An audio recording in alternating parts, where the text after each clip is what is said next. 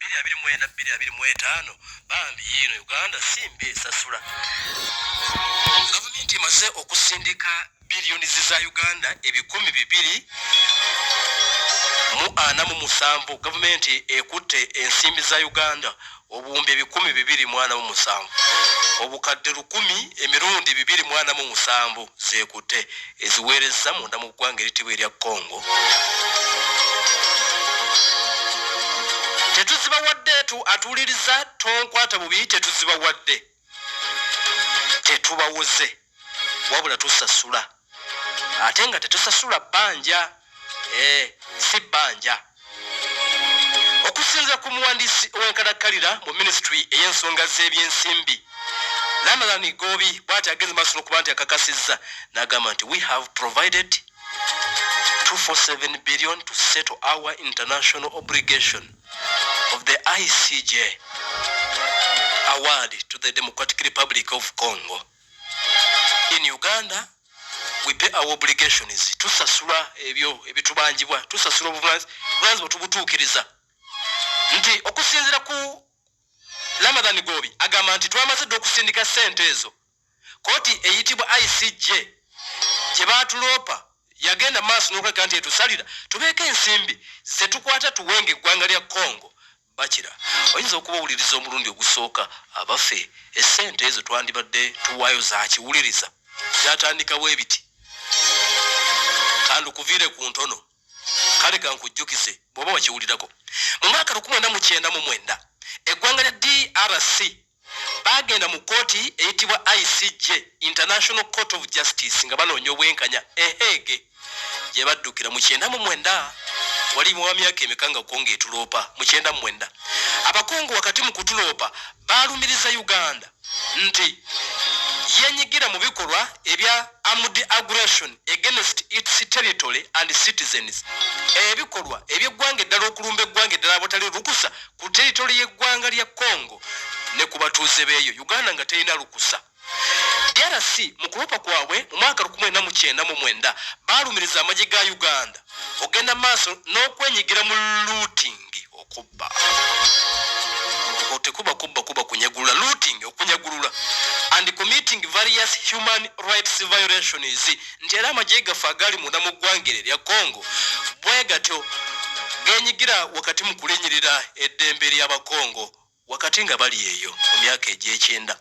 Kale nno newankubadde nga okuloopa kuno kwaliwo mu mwaka gwa 1999 kyatwala ebbanga eriwerako era jjajjuuzi wano mu mwaka ogwa 2022 the International Court of Justice yagenda maaso n'okuba nti eyisa ruling court finally esalawo oluvannyuma lw'okuwoza okumala ebbanga nga wayise emyaka 10 n'omusobyo. Court esalawo mu 2022 nti Uganda gwali gutuse mu vi nti kituufu Congo tulina bitwabbayo, kituufu bannansi twalinyirira eddembe lyabwe era kooti neegenda maaso n'okuba nti eragira Uganda ekole compensation eririre eggwanga lya DR Congo ensimbi eza dola obukadde 325 for its involvement in the conflict within the DRC.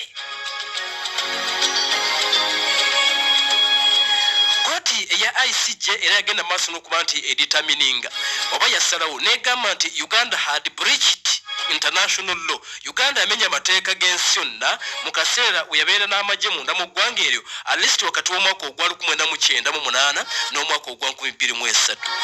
Kale bigenda okuggwa nga kooti esazeewo nti Uganda egenda maaso n'okuba nti esasulira byonna byakola munda mu ggwanga eryo omuli abantu abaafa abali wakati w'omutwalo gumu n'omutwalo gumu n'ekitundu mu Eastern Ituri region y'eggwanga eritibwa erya DRC. Additional abasirikale b'eggwanga erya Uganda era bagenda maaso n'okuba nti basingisibwa emisango guilty of pillaging valuable resources okubba ebyobugagga munda mu ggwanga erya Congo nga babibba baani basirikale b'eggwanga Uganda era nti bano badda ku golodi w'eggwanga erya Congo ne bamusimoggola ne badda ku Diamond ne batwala ate nga tebakomaawo n'embaawo baatwala zi mashini ne bazisala ebimotoka ne bitikka nga embaawo okuva e Congo nga biyingira Uganda naye nga basirikale.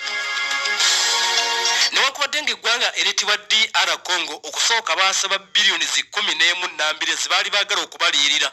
Biliyoni eza dola Congo yagenda okubalabalamu nga eyagala biliyoni 11 okuva eri Uganda.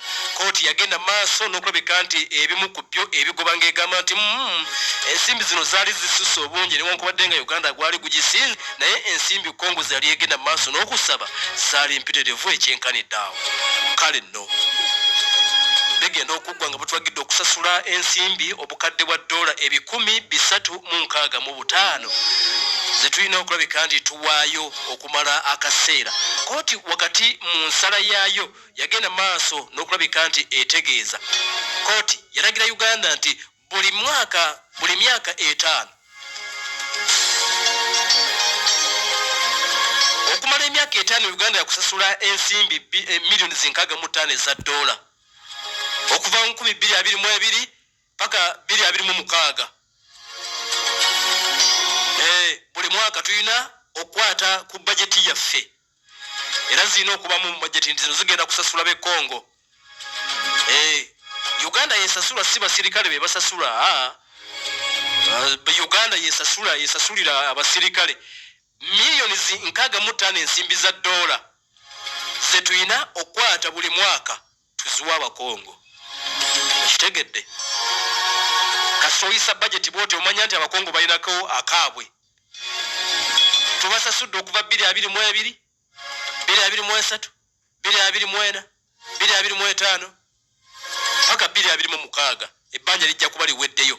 Uganda yakkiriza era okusinza ku Ramadhan Kobi agamba nti kituufu ensimbi bazisindise dda ezo ezitubangibwa. Uganda netegefu nnyo okulabika nti ebintu ebitambuza bulungi nnyonyini ddala wakati w'eggwanga lino n'eggwanga eritibwa erya DR Congo. Kati sofaabwe ebitoobo biri nenga bijidde mu kaseera ate nga ripooti yafuluma sabbiiti nga 2 ziise twagibabuulira wano. Yagenda maaso ate era n'okulumiriza Uganda okuwagira abakambwe b'ekibinja ekiyitibwa M23. Omumyuka w'omwogezi w'amagye gaakuna amalaaveeyo awakanya ripooti eno yalumiriza Uganda nga agamba nti Uganda tesobola kuddamu kuwagira bibinja omuli mu 23 ng'ate bali wamu n'eggwanga erya Congo wakati mu kuyiga abakambwe b'ekibinja ekitibwa ADF. Kale Uganda neevaayo n'esambajja alipoota endala oba envannyuma eyavaayo n'etegeeza nti gavumenti intelligence abasirikale mu intelligence ya Uganda nti bamiitinga oba basisinkana n'abakulembeze b'ekibinja ekye M23. Uganda biwakanyiza ddala naye nga mu buvunze kankutegeeza nti ku bajeti yaffe gye twagenda mu maaso n'oluganda tuyisa gye buvuddeko abakulu gye baatusomera obuwumbi 247 zaalinyedde ebbaati. Uganda yaziwayalinze dda zagenze dda mu basajja bayitibwa abakongo. Bagambye nti tetusasula si bbanja tetubawula wabula tubalirira lwakubabba.